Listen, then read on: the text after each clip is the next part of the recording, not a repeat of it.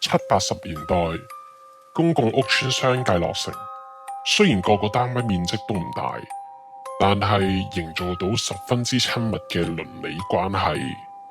晚飯時間，大家總會打開大門乘涼，而屋企有電視嘅家庭，亦都會大方咁樣俾隔籬屋企一齊收睇。正正因為咁親密嘅互動，任何動靜大家都好容易察覺到。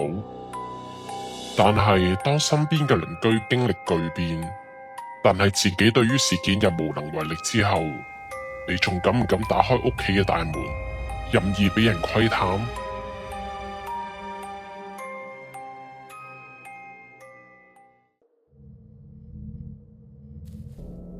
大家好啊，我係張太，我今年都60幾歲啊，我搬咗入屯門咧都幾十年噶啦，仲係第一批嗰批人添。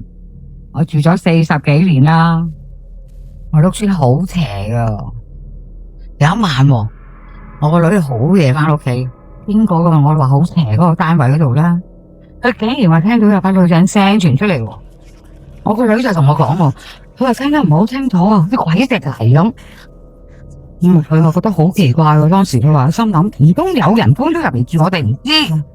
跟住佢就原來八卦到咧，仲要將隻耳仔貼喺度門度聽，聽得清清楚楚。點知入邊原來真係有個女人講嘢，救命啊！救翻我嘅仔女出嚟啊！冇辦法啦，驚啊嘛，聽到之後即刻跑翻屋企，去沖涼，先等瞓覺啊！咁啊，其實都唔止係我哋見到喎，都仲有街坊喺嗰個單位嘅斜對面。呢個有一晚好夜，個街坊喺屋企就聽到走廊有小朋友笑聲、打波聲喎。個街坊問：哇，啲等你咁耐，真係頂唔順啦！你咁嘈，點瞓啊？我開門出去鬧嗰班細路仔啦。點知佢打開門，點解明知話咁嘈，點解人影都冇隻噶？但係啲聲就竟然越嚟越近嘅，跟住有聲冇畫面喎，嚇到個街坊咧，第二朝即刻走落樓下買啲衣紙、買啲嘢燒啦。其實呢個單位咁多怪事，講真啦，來來去去都係源於30年前嗰單嘢嘅啫。呢個屋村咧70年入伙嘅，我哋個屋村啲街坊啊好 nice 噶喎。有時行出行入都會打牙交嘅，我都好快咧就同樓上樓下住嘅師奶咧就熟咗咯。有時咧我哋仲約埋去買餸添嘛。我哋幾個師奶咧，通常中午咧煮完飯咧，一得閒就平啲流流走去開咗麻雀台喺出邊走廊空地度打麻雀噶啦，打到夜晚啦先翻屋企煮飯嘅。真係唔打麻雀嗰日啊，周身唔聚財。我嗰層樓咧有個單位住咗一家4口嘅，係兩公婆啦，加埋對仔女。佢兩公婆大概年齡都係30幾歲到嘅，2個細路讀緊小學。雖然佢老婆咧就唔好打牌，但係見到面都要同我哋打招呼啊。有時仲好到咧，特登煲啲糖水俾我哋啊。佢老公咧，我哋好少見，不過據我所知咧，其實佢好似做校工噶，朝7晚6，夜晚放咗工啊，仲要去樓下幫我士多手嗰 part time 噶。不特止，星期6日啦，有時仲要揸的士替更啊。唔似我死鬼老公，淨係喺屋企拗腳趾。佢對仔女咧，每日放學翻嚟做完功課就走出嚟走廊玩噶啦。有時啊，見到我哋喺度打牌咧，佢走埋嚟我哋麻雀台度，我就咪叫佢坐喺我哋側邊咯，教佢打麻雀啦。就係因為咁樣，我哋嘅鄰居關係咧就好親密嘅，咁先至咧有乜嘢依郁咧，我哋都好容易知道。有一年7月下晝到啦，天氣好熱啊，我哋成班師奶咧，好似平時咁，都係喺走廊度打牌，一隻手打牌，就一隻手揸住把把招線啊，係嘛，一路佢哋一路打。但係嗰日咧，聽到個單位傳出好大嘅嘈吵聲啊，家人同到拆天咁啊！哇，我哋即刻停低晒，聽下咩事先啦，八卦啊嘛。我就隱約聽到佢老婆話佢老公出去偷食，佢仲帶埋個女人翻屋企先。佢老公啊，梗係死都唔認啦。冇幾耐咧，個門就打開咗咯。佢老婆就同老公講啦：你走啊，你走啊，死俾你睇咁啊！佢老公就好嬲咁衝出屋企個門口，仲好大力咁行埋到門。講真啦，始終都係人嘅一家事，我哋幾個師奶冇扮咁樣扮下嘢咁樣，唉，算啦，唔好理佢，繼續打牌啦，咁樣。喺一邊，我哋一路打牌，其實一路咧聽住屋入邊咧有咩動靜噶，驚有咩事發生啊嘛。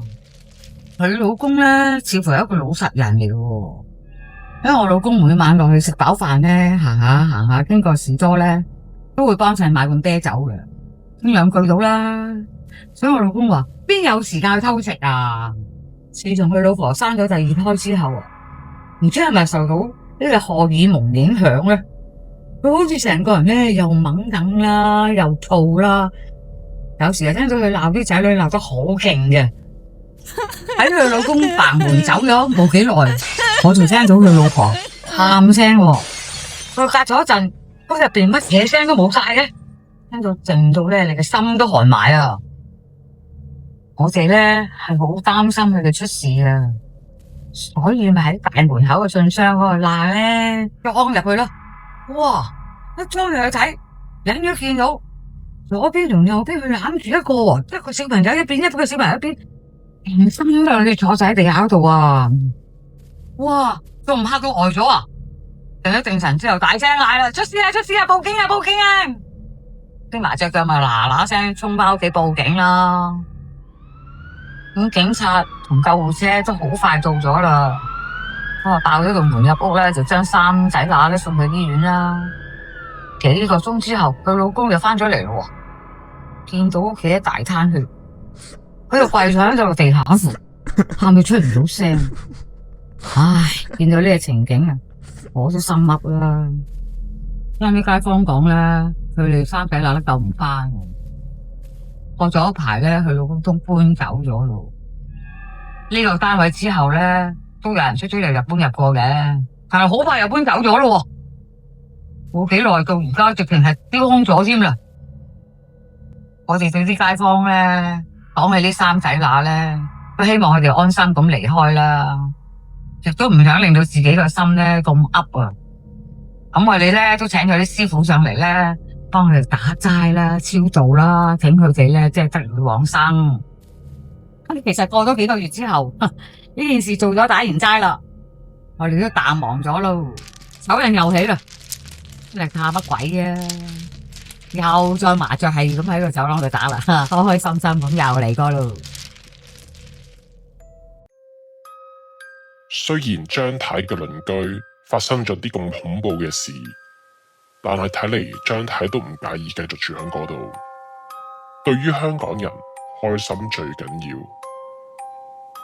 香港樓價高昂，研究指出，香港人要14年嘅收入，一分一毫都唔用，先至能夠擁有到自己嘅物業。所以好多人話抽到公屋仲緊要過中頭獎，但係唔係個個排到公屋嘅人都可以安枕無憂。不如一齊聽下 Yuki 發生咗啲乜嘢事。大家好，我係 Yuki。雖然呢件事係我朋友嘅親身經歷，但係嗰種心寒嘅程度真係一世都記得啊！我有個朋友叫做阿 May，我由幼稚園已經開始識佢噶啦。諗翻起佢細個都古古怪怪，有時又會對住空氣講嘢啦。有陣時同佢行下街，佢又會突然掹開我，叫我唔好行嗰度，叫我小心唔好撞親人。但係明明嗰個位都冇人。我細個唔識嘢，以為佢成日都想整蠱我。大個咗，我先知道原來呢啲嘢叫做陰陽眼，會見到我哋平時人見唔到嘅嘢，同埋對第二個空間嘅嘢會特別敏感噶。因為佢由細到大都係咁，所以好多人都唔敢同佢玩。除咗我之外，其實佢都冇乜朋友噶啦。不過其實佢係一個好幽默、好開朗嘅女仔，同佢一齊玩呢，我都覺得好開心。去到10幾歲嘅時候，佢同佢媽咪分配到一個喺西環嘅公屋單位。嗰個屋村出名好多事發生噶，有天災啦，又有人禍嘅嘢，仲要單呢都大禍。但係唔緊要啦，最緊要都係有瓦遮頭啫。自從佢搬咗入去之後，有時打俾佢，佢又唔聽電話；約佢出街，佢又唔去。可能大家真係距離遠咗，去到新環境，佢又識到新朋友啩。雖然有時都幾掛住佢，但係我又戥佢開心嘅。不過之後我發現呢，原來件事唔係我想象中咁簡單㗎。有一晚，佢無端端打俾我，叫我去屋企揾佢喎。佢把聲仲要震晒咁啊，所以我趁我爸爸媽媽瞓着咗嘅時候呢，就偷偷地出去揾佢啦。佢個屋村冇看更，又唔使登記，可以自出自入。咁我直接撳 lift 上去佢屋企啦。一出 lift 有一個好大嘅空間，右手邊有張好大嘅十字形石凳，俾啲居民休息乘涼咁嘅。因為當時已經好夜啦，我望出去漆黑一片，又冇其他人，感覺都幾陰森噶。左手邊係一條好長嘅走廊，一個個單位就響走廊嘅左右兩邊。走廊嘅牆身啲油都已經甩晒，仲見到入邊嗰啲啡色嘅磚啊，殘殘舊舊咁。而走廊嘅中間呢，就係樓梯，可以通到去各個樓層嘅。而阿 May 呢，就係住喺走廊嘅盡頭。我急急腳行到去阿 May 屋企門口，輕輕敲咗兩下門，阿 May 就即刻開門啦。我見到佢個額頭瘀晒，仲面青口唇白咁樣，跟住佢就好快拉咗我入屋企，開始同我講佢遭遇到嘅怪事啊。佢媽咪平時就返便利店夜班嘅，夜晚通常都係得阿 May 自己喺屋企，因為阿 May 呢細細個都已經成日見到嗰啲嘢噶啦，所以其實佢啱啱搬入嚟住嘅時候都唔覺得呢一個屋村有咩問題。係有一晚佢返屋企搭 lift 嘅時候，明明已經好夜，但係唔知點解隔 lift 去到每一層呢都會停低開門，停低開門咁樣嘅。有時夜晚佢返屋企經過個樓梯，眼尾又會見到有啲黑影好似好快咁樣閃過。不過講真啦，佢見慣大場面，呢啲嘢對佢嚟講真係濕濕碎啦。因為佢有呢啲敏感嘅體質，所以佢媽咪都有請地主公公嚟去安宅。不過呢，佢就話成日都感覺到間屋好似有個女人喺度。初初佢都覺得冇乜嘢噶，眾生平等，你唔搞我，我唔搞你咪得咯。住咗一段時間之後，佢發覺嗰個女人長期原來都企咗喺佢阿媽個房個衣櫃嗰度。佢仲見過佢係咁用個頭係咁冚衣櫃度門，越冚越大聲，越冚越大聲，有時仲嘈到佢瞓唔到覺啊！有一晚，佢又聽到佢媽咪間房有聲啦。佢今次終於頂唔順啦，行去佢媽咪間房度打開個衣櫃門，睇下裏邊究竟有啲乜嘢。但係佢發覺除咗佢媽咪啲衫褲之外，其實咩都冇喎。但係就隱隱約約呢，聞到一陣陣嘅貼鏽味。當佢閂埋咗衣櫃度門之後，突然之間佢就覺得好暈，之後仲昏迷不省人事。去到第二朝，佢媽咪放工返嚟，見到阿 May 瞓咗喺地下，就即刻衝去拍醒佢啦。醒返之後呢，阿 May 話佢覺得個頭好痛，原來佢個額頭瘀咗一笪啊。但係究竟個額頭係點樣整親，佢就完全冇印象啦。佢媽咪好擔心，捉咗阿 May 去睇醫生。醫生就懷疑佢有夢遊症，而額頭個瘀傷就有可能係因為夢遊嘅時候唔小心整親嘅。但阿 May 由細到大都冇夢遊㗎喎，所以佢都半信半疑。睇完醫生，佢媽咪就決定去買 CCTV 裝喺屋企啦。咁佢就可以一邊返工一邊睇住阿 May，以防有咩事發生都可以即刻報警啊嘛。過咗幾日，阿 May 又再次喺佢媽咪間房度暈咗啦。講到呢度呢，阿 May 佢就播返一條 CCTV 拍到嘅片俾我睇啦。條片好長，我都係飛住嚟睇，直至見到阿 May 去完廁所返間房瞓覺。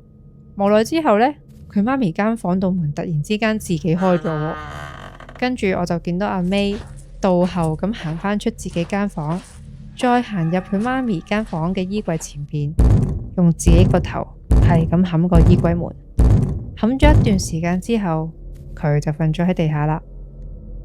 我睇完呢條片之後，望住阿 May，一粒聲我都出唔到啊，因為實在係太震驚、太驚訝啦，我都唔知點樣去安慰佢。我哋靜默咗一陣，阿 May 就話佢依家唔敢瞓覺，同埋唔敢留喺屋企，佢想我陪佢去到天光。作為朋友嘅我都好驚佢再次暈低啊，所以我哋就去咗附近嘅快餐店等天光。去到第二朝，佢媽咪放工返嚟，同佢媽咪商量過之後，佢哋就決定去親戚屋企借宿先，之後再同房署講呢件事。房署職員睇咗條片之後，好快就安排咗另一個公屋單位俾佢哋。搬屋嗰日，我都去咗陪佢哋，睇下有冇嘢要幫手啦。上到去嘅時候，佢哋已經執得七七八八，淨係得返大件嘅家私要搬。當阿 May 叫我幫手一齊搬開個衣櫃嘅時候，竟然發現有個血紅色嘅手掌印咗喺牆上面啊！嗰一刻，我 feel 到背脊有一股寒意。